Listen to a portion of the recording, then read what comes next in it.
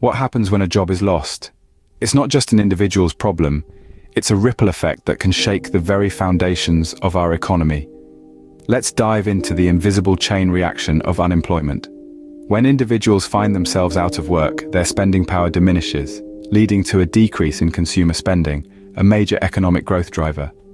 This, in turn, can result in lower business revenues and potential layoffs, creating a negative feedback loop.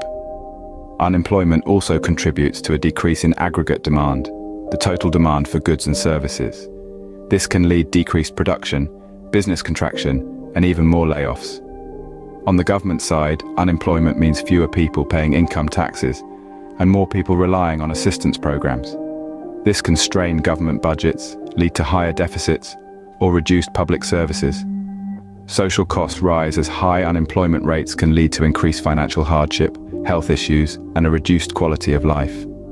Prolonged unemployment can cause skills erosion among workers. When people are out of work for an extended period, their skills may become outdated or less relevant, making re-entry into the workforce challenging.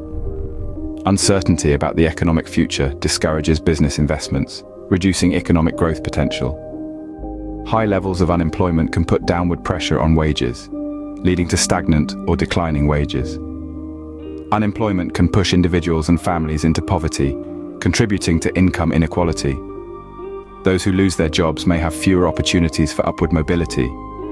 Lastly, persistent high unemployment rates can lead to social unrest and political instability. The impact of unemployment can vary, depending on its duration, severity, and the underlying causes. Government policies can help mitigate some of the negative effects of unemployment and support economic recovery. Thus, reducing unemployment and promoting job creation are essential goals for economic policymakers. Unemployment is a key economic indicator and is closely monitored due to its significant influence on the overall health and stability of an economy.